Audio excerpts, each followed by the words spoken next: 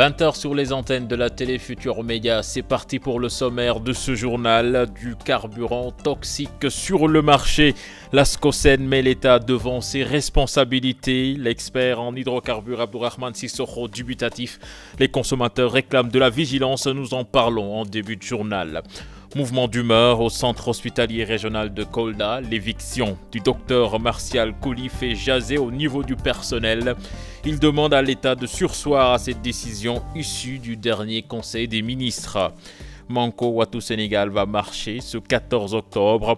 Des membres de l'opposition et de la société civile entendent dénoncer la gouvernance du président Macky Sall. Pape Ndiaye, soirée forfait pour la CAN 2017. Son entraîneur Alan Pardew à Crystal Palace a confirmé la durée d'indisponibilité de 6 mois pour l'international sénégalais victime d'un accident de la route. Et puis à suivre l'invité du 20h en fin de journal, Mahmoudou Ibra Kane reçoit Amadou Manel Fall, membre du collège de régulation de la RTP. Voilà le sommaire de cette édition. Tout de suite le développement.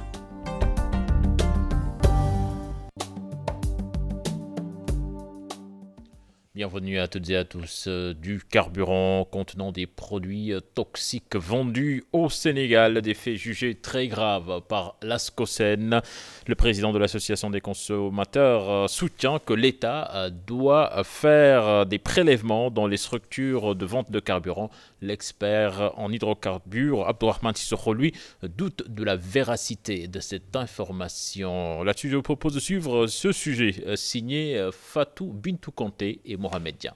C'est extrêmement grave que des carburants avec des teneurs qui dépassent les normes puissent être envoyés dans des pays africains. Voilà comment qualifie la SCOSEN, cette association de consommateurs, la qualité des carburants disponibles au Sénégal. Car dans un rapport de l'ONG suisse Public Eyes, du carburant contenant des produits toxiques est commercialisé dans notre pays. C'est en général des pratiques que certains pays européens font. Nous avons eu des cas comme ça sur du lait qui venait de Hollande et qui n'était pas conforme et nous l'avons fait retourner. C'est pourquoi il urge pour Momar Ndao, le président de cette association, que l'État commence à faire des prélèvements dans les différentes structures de vente d'hydrocarbures. Il faut immédiatement que l'État du Sénégal fasse des prélèvements au niveau des dépôts, au niveau des stations-service, de manière aléatoire, pour déterminer les teneurs en différents produits donc, qui sont dans les hydrocarbures qui sont commercialisés au Sénégal.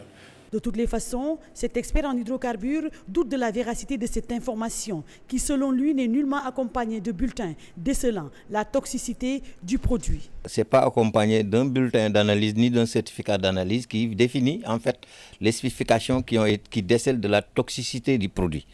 Alors qu'il faut être sérieux. Dans un cadre opérationnel ainsi, il faudrait que l'information soit accompagnée, comme je l'ai dit, d'un papier. D'ailleurs, il explique que les normes environnementales européennes et celles africaines sont différentes pour parler de toxicité. Nous n'avons pas les mêmes conditions environnementales qu'en Europe, ni globalement aux États-Unis comme en Europe. Donc, ce qui veut dire que nous, nos spectres répondent à notre environnement. Et comme je l'ai dit, il n'y a aucun problème pour ça, c'est scientifique. Donc tout ce qui est produit pétrolier normé répond à l'environnement. En tout cas, l'article révèle qu'avec ce carburant contenant des produits toxiques, des conséquences désastreuses sont à prévoir sur la qualité de l'air, donc sur la santé publique. Et les automobilistes dans tout cela peuvent-ils distinguer la bonne qualité de carburant? Le constat est qu'ils sont nombreux à ne pas vérifier le gasoil ou l'essence qu'ils achètent. Ils demandent aux autorités de faire preuve de plus de vigilance. Un sujet signé Maïmouna Ndiaye, Mohamed Dia. Cher Silla est chauffeur de transport en commun. Que des échos concernant le carburant toxique vendu dans certains pays d'Afrique. Seulement, le transporteur n'arrive toujours pas à distinguer le vrai du faux. Pour remplir du gasoil, je ne vérifie même pas. Je vais tout simplement vers une station d'essence pour m'en procurer.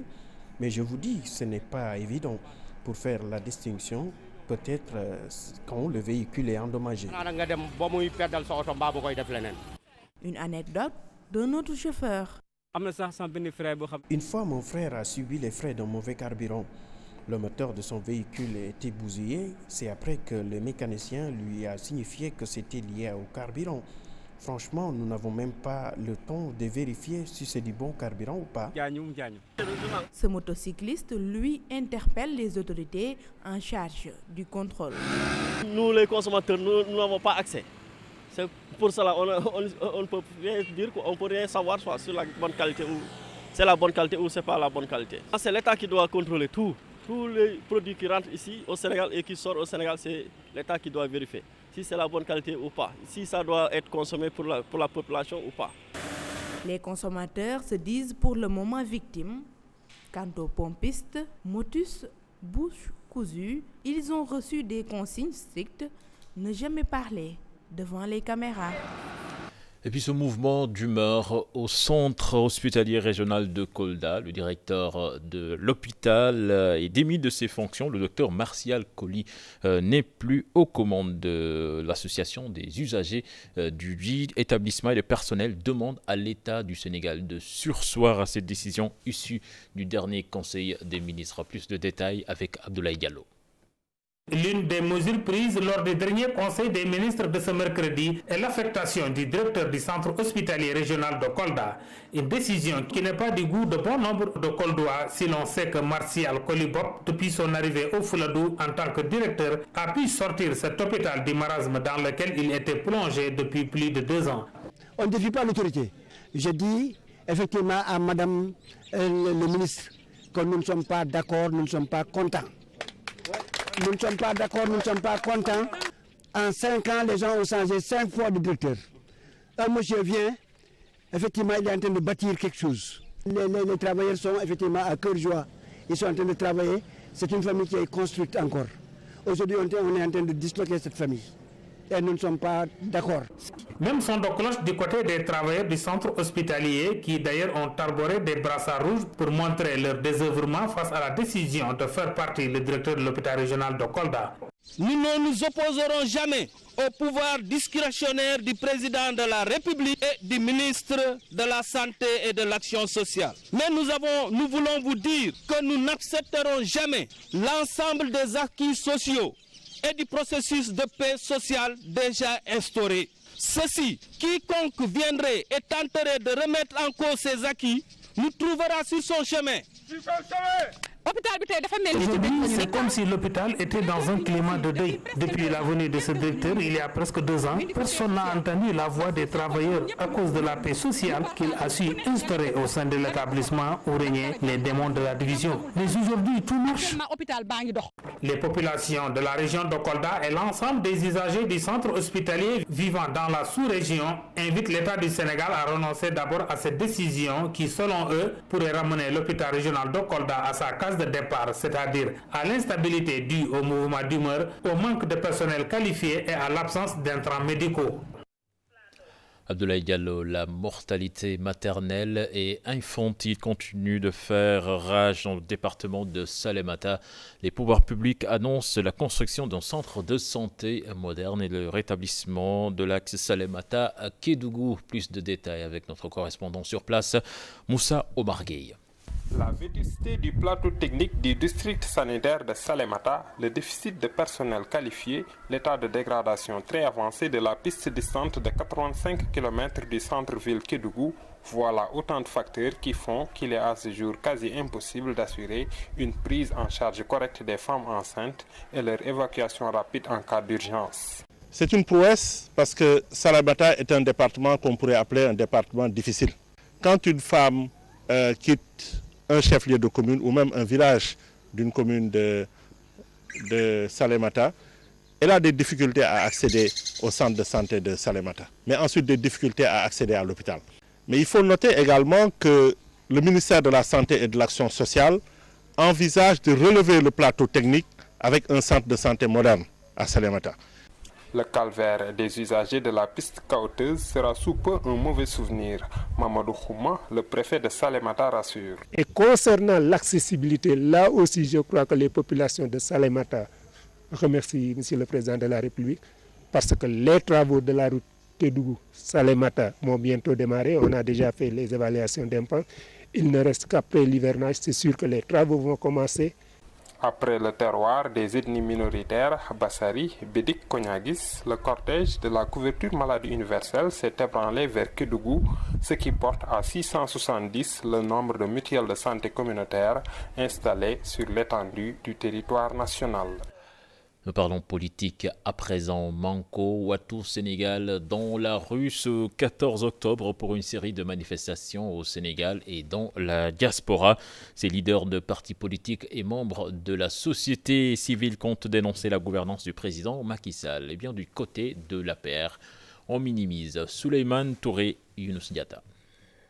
Manko Watou Sénégal, entendez le Front pour la défense du Sénégal. Il donne le signal à travers une marche pacifique partout dans le pays pour cette coalition de partis politiques. Il y a bien des raisons suffisantes qui motivent une telle manifestation. C'est la malgouvernance économique, la malgouvernance politique et la malgouvernance judiciaire.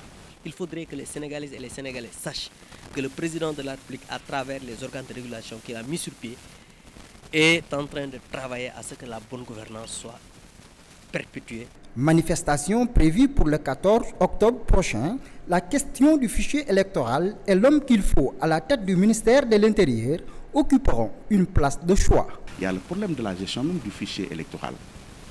Il y a le cas du ministre de l'Intérieur qui, pour nous, ne doit pas organiser une élection parce qu'il est militant de l'APR. Depuis 2012, Abdoulaye Daouda Diallo organise des élections dans ce pays et vous n'avez jamais vu de contestation. Nous avons dépassé l'époque où on peut quand même falsifier des résultats de l'élection dans ce pays-là. Pour ce front qui regroupe plusieurs sensibilités politiques, le moment est venu pour sensibiliser l'opinion sur la manière de gouverner du président Macky Sall. Des dossiers qui touchent à la corruption est estimé à presque 5 000 milliards. Il faut faire le cumul de tous les scandales, l'affaire Petrotim. C'est de la mauvaise foi, parce que quand on parle de Petrotim, le ministre de l'énergie avait dit que depuis 1960, il y a 168 puits qui ont été creusés pour chercher du gaz et du pétrole. Et il n'y a que les 8 derniers puits qui ont pu trouver du pétrole. Les leaders du Front pour la défense du Sénégal disent avoir oublié leurs convictions politiques pour défendre ensemble les intérêts vitaux de la République. La justice est devenue un instrument politique.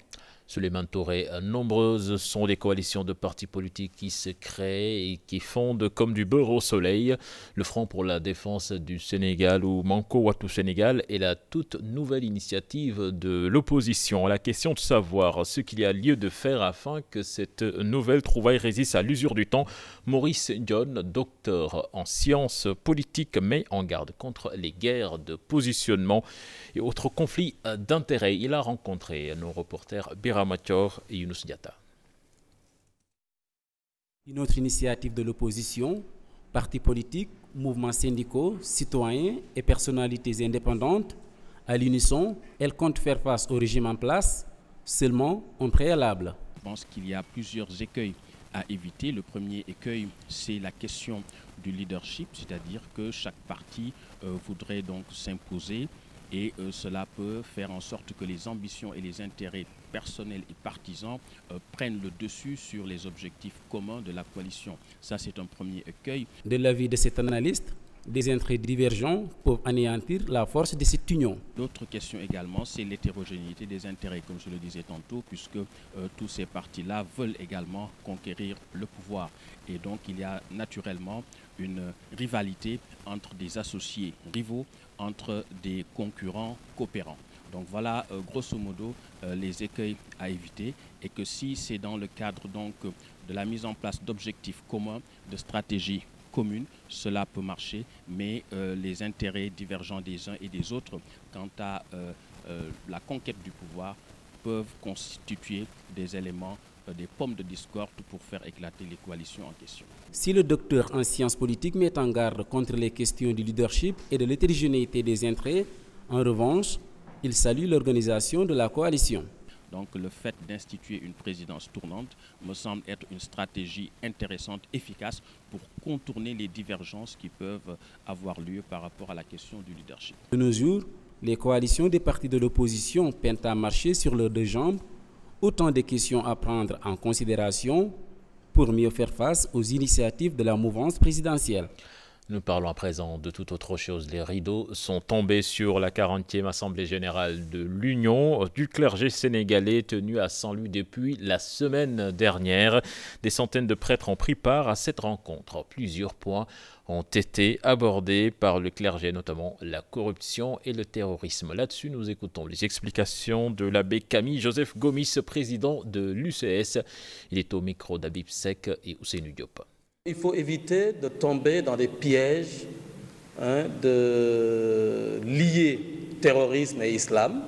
Je crois que vous l'avez vu, on a parlé de violence, on a interpellé les chrétiens, les musulmans et toutes les autres confessions religieuses par rapport à l'attention qu'ils doivent avoir pour ne pas tomber dans ce fanatisme religieux. Donc, qui n'est pas seulement lié à l'islam. C'est un phénomène social qui naît aujourd'hui et l'Union du clergé sénégalais ne peut que déplorer cette situation et pense que si les hommes sont appelés, vivent cette miséricorde-là, cet amour-là, il n'y a pas de place pour un autre homme de faire du mal à son semblable. L'Union du clergé sénégalais ne peut qu'encourager ces programmes de lutte contre la corruption. La corruption qui va être quoi? Qui va bafouer la vie humaine, qui va bafouer la vie humaine, qui va bafouer la quête de vérité, de liberté. Le poisson se fait rare au lendemain de la Tabaski. Une des raisons évoquées, plusieurs pêcheurs sont rentrés pour célébrer la fête au village. Nos reporters Dissa Prera et Younous Diatta se sont rendus à la plage de Yoff. Reportage. Nous sommes au débarcadère de Yoff Village, un marché aux poissons quasi vide, des pirogues garées le long de la plage. Des pêcheurs face à la mer observent l'horizon. Sur place, les rares vendeuses proposent quelques produits halieutiques. Depuis la Tabaski, le poisson se fait rare. Les pirogues ne sont pas allées en mer, car les pêcheurs sont allés célébrer la Tabaski. Mamadou Diop, pêcheur artisanal guet-ndarien naturalisé yoffois, explique les raisons de ces congés. Nous pêcheurs n'avons ni week-end ni vacances. La période de la Tabaski, nous en profitons pour nous reposer. Ce sont aussi des moments de retrouvailles avec la grande famille.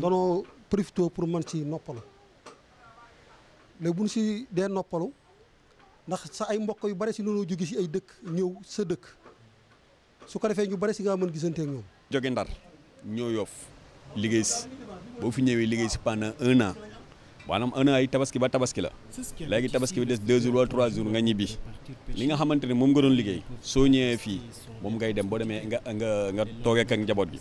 dina ne dañ fay toog ba ñu tam xarit ba pare ñuy door a dellu siwaat bu ñu dellu siwaatee commencé waat à zéro commencé waat di liggéey di jéem a dajale pour jëmale déwén.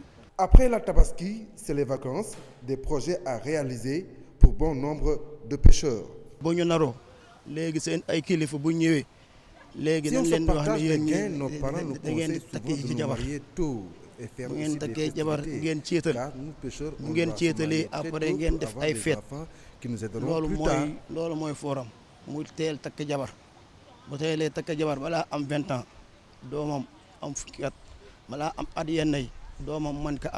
Abdou Samb, lui, est un pêcheur de la nouvelle génération. Selon ce dernier, les temps ont beaucoup changé. Aujourd'hui, bon nombre de pêcheurs artisanaux reprennent le chemin de la mer aussitôt après la Tabaski. À cela vient s'ajouter l'absence des intermédiaires dans le business. Bu dee ñi dëkk ci dëkk bi fii la dañuy toog ay 2 jours 3 jours rek ñu continuer seen liggéey parce que mënuñu toog te dañuy dem ba si xam Tabaski dafa metti dañuy dem ba duñ am luñ dundale seen njaboot il fallait ñu mën a dem pour am tuuti lu ñu mën a toggee ci kër gi mais mënuñu toog ñoom 1 mois mais bu fekkee da nga dëkk fu sori waaw loolu moom mën na nekk. mool gi li tax ñaare ñoo noppalu ay koy ak tabaski li ko ëpp ñoo noppalu lu ëpp mooy mareyeur yi ak baana yu ndaw yi fi nekk ñoom it dañoo dem seen kër tabaski gi wala ñu kori gi. Après chaque Tabaski, de Dakar à Saint-Louis, en passant par Cap Skirring, les pêcheurs artisanaux se permettent quelques jours de vacances bien mérités, mais toujours à côté du Grand Bleu. Au marché Rond-Point Liberté 6, ce n'est pas l'ambiance des grands jours. La plupart des tabliers n'ont pas encore repris le commerce. Certains parmi eux sont toujours au village. Ceux qui sont sur place attendent des clients qui se font désirer. C'est un reportage signé Cheikh Hassan Afal et Pape Sangone Baya. Des tables retournées, des étals vides, le constat est le même. Certains commerçants n'ont pas encore repris le travail, au grand désarroi de l'une de ces rares clientes trouvées sur place. Moi, personnellement, ça m'a beaucoup pénalisée parce que en fait, je ne savais pas que la ville allait être morte. Je suis arrivée au marché juste pour voir s'il y aurait quelques vendeurs. J'arrive sur place, personne ne vendait. Ces vendeurs donnent les raisons de leur retour tardif aux affaires. On a juste les fêtes de Tabaski, Tamkharit, Magal et Korité. Donc en ces périodes, on laisse tout pour rentrer voir la famille. C'est un peu dur sur le coup lorsqu'on revient des fêtes. Mais d'ici quelques jours, les affaires iront mieux. En cette période d'après-fête, les clients se font désirer et l'écoulement des produits devient difficile pour ces marchands. Un petit commerçant ne doit pas rester un seul jour sans travailler. Ça nous pénalise vraiment. En attendant le retour à une situation normale, ces vendeurs, assis, guettent l'arrivée de potentiels clients. Bientôt la rentrée scolaire. À l'heure actuelle, le livre ravit la vedette. Les librairies par terre attendent toujours les clients qui viennent soit pour acheter ou bien échanger des manuels. Un sujet signé Aïssato Paifal et Pape Sangone Baye. Par terre, des livres de seconde main, vendus à même le sol ou quelquefois achalandés sur une table, d'où le fameux terme. Quelquefois même échangés pour une modique somme. Pour la rentrée des classes, les bouquinistes attendent toujours l'arrivée des parents d'élèves. Ça marche coussi-coussa pour le moment. Après la fête de la Tabaski, les parents se plaignent. Ils n'ont plus d'argent. Il y en a qui viennent demander les prix et s'en vont. Ils ont reçu les fournitures mais n'ont rien pour acheter les livres. Peut-être que d'ici la fin du mois, ça ira un peu mieux. Parce que même un constat, après la fête de la Tabaski, les bourses sont vides, n'empêche que certains parents préfèrent acheter leurs fournitures chez les libraires. J'ai reçu les fournitures et les inscriptions, c'est énorme. Il y a beaucoup de dépenses pour la Tabaski. J'irai dans une librairie acheter pour avoir des livres neufs. C'est certes moins cher, mais c'est mieux d'avoir un livre neuf. En général, chez les parterres, il y a des pages qui manquent et qui sont déchirées. On n'a pas tous ces problèmes avec un livre neuf. Pour Biran Sek, vendeur de parterre, le troc lui permet souvent d'avoir de nouveaux livres, même s'il n'en a pas toujours besoin. Les élèves viennent échanger des livres. Ceux qui sont en troisième me ramènent leurs livres et le troc est fait. Je leur donne ceux de seconde. Parfois, ils ne donnent pas d'argent. J'ai juste un échange en bonne et due forme. En cette période de rentrée des classes, libraires et bouquinistes vont se partager les tâches aux parents de décider où acheter les livres et les fournitures pour les enfants. Youssou N'Dour a présenté ses condoléances à la famille de Maître Mbaye Jacques Diop. C'était cet après-midi. Le président du mouvement, Feke Mati Bolé, a dit avoir bénéficié des conseils du défunt au moment d'entrer dans la scène politique. Pape Faraning y était pour nous. Le ministre conseiller Youssou N'Dour, avec une forte délégation du mouvement Feke Mati Bolé, ont fait le déplacement jusqu'à Rufisque pour présenter leurs condoléances à la famille de Maître Mbaye Jacques Diop. Du défunt, Youssou N'Dour garde de bons souvenirs et conseils.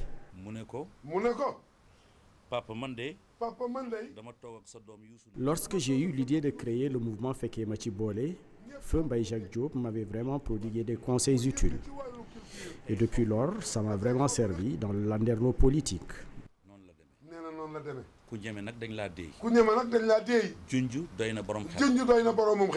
Un geste hautement apprécié par la famille. Pour Pape Madické Diop, Youssou N'Dour est une référence continentale. Rien ne lui a été donné.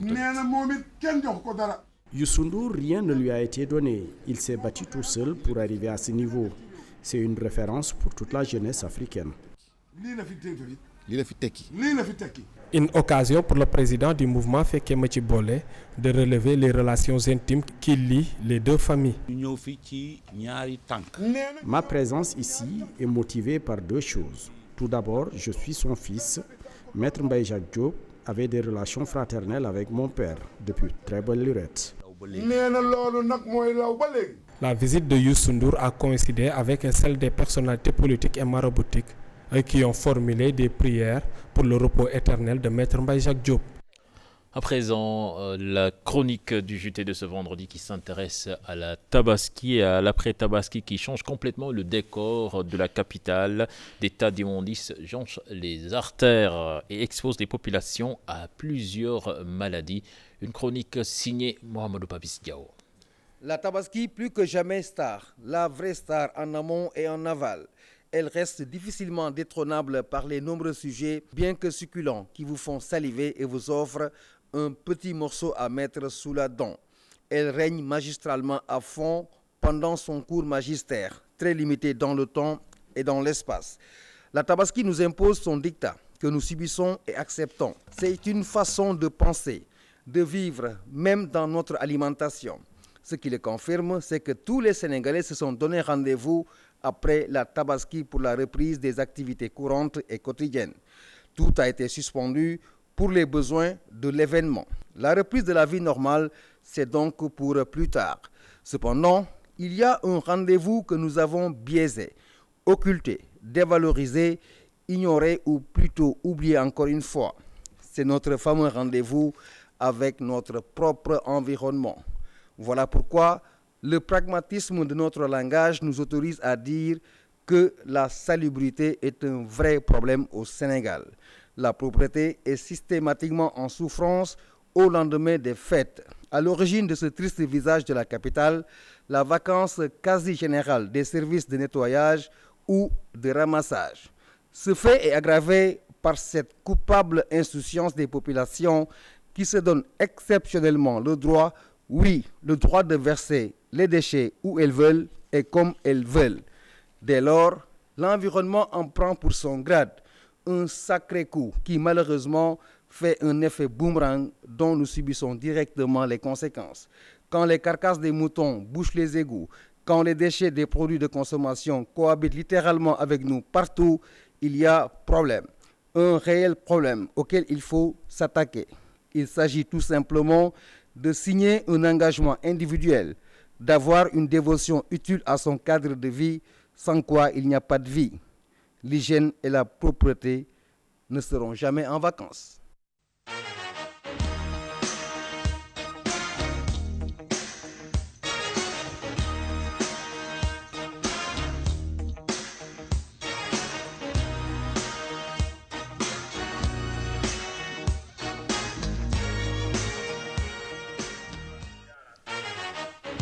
Voilà, cette information, Pape Ndiaye, soirée qui va sans doute dire adieu à la CAN 2017. L'international sénégalais victime d'un accident de la route va être indisponible pour une durée pouvant aller de 4 à 6 mois.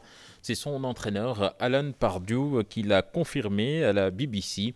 L'arrière-gauche sénégalais va sortir de l'hôpital ce samedi après 2 opérations chirurgicales. La page internationale à présent qui va nous mener en Mauritanie, en RDC et au Japon. Mais d'abord le Burkina Faso où une procédure disciplinaire pour absence irrégulière a été ordonnée par le président Kaboré à l'encontre du général Isaac Zida au Canada depuis décembre 2015. C'est un récit signé Daniel Diouf. Selon l'agence France-Presse qui cite des sources militaires, c'est le président Roch-Marc Christian Kaboré qui a ordonné la procédure de désertion et de refus d'obéissance. La présidence burkinabé précise qu'il s'agit d'une procédure disciplinaire tout à fait normale qui concerne tout militaire en situation d'absence irrégulière à son poste. Outre la radiation du tableau d'avancement, le général Isaac Zida risque l'admission à la retraite d'office. Sa permission terminée depuis le 15 février, le président Kaboré l'avait sommé publiquement à maintes reprises de regagner sa base sans succès. Le lac Tchad sera au menu d'un sommet prévu le 23 septembre prochain en marge de l'Assemblée générale des Nations unies à New York. Il s'agit d'une réunion spéciale sur cette zone à cheval entre le Niger, le Nigeria, le Tchad et le Cameroun, devenu le repère du groupe Boko Haram. La situation humanitaire dans la région et la quête de financement pour les réfugiés feront partie des priorités de cette rencontre présidée par Ban Ki-moon. En République démocratique du Congo, il se prépare un gouvernement d'union nationale. Cette équipe devrait être composée de membres de la majorité présidentielle, de l'opposition et de la société civile. Les tractations sont toujours en cours pour aboutir à des élections sans violence dans le pays. Le gouvernement de transition sera en charge de conduire le processus électoral jusqu'à la tenue des élections. L'annonce a été faite jeudi par le ministre de la Justice. Bientôt, une ambassade de Palestine en Mauritanie. Le président de l'autorité palestinienne, Mahmoud Abbas, a posé jeudi à Nouakchott la première pierre de la nouvelle ambassade qui sera érigée sur un terrain de 22 000 m² donné par la Mauritanie selon l'agence mauritanienne d'information. Et puis qui a dit que les pom-pom girls doivent être des filles jeunes, pleines de fougue qui animent en général des compétitions sportives. Ces images qui nous arrivent du Japon invalident cette affirmation. Ce groupe de femmes d'âge respectable ont décidé de rompre avec cette image. Le Japan Pom-Pom, environ 20 femmes âgées entre 55 et 80 ans, se retrouvent pour exercer une de leurs passions. Et ne croyez surtout pas que leur âge constitue un obstacle. Bouba, très intéressé par ce spectacle. Voilà, c'est la fin de ce journal. Prochain rendez-vous pour l'information sera 0h. Mais en attendant, on vous laisse avec Bouba pour les besoins de la permanence. Bonsoir. Bonsoir, cher Yann. Ça va? Ça va très bien. Ton week-end se prépare à la télé? Oui. Bah, bon week-end à toi? Besogneux, ouais. Super. Alors, dans un instant, le point final du 20h, vous le savez, c'est l'invité qui arrive juste après ceci et nous parlons télécommunications.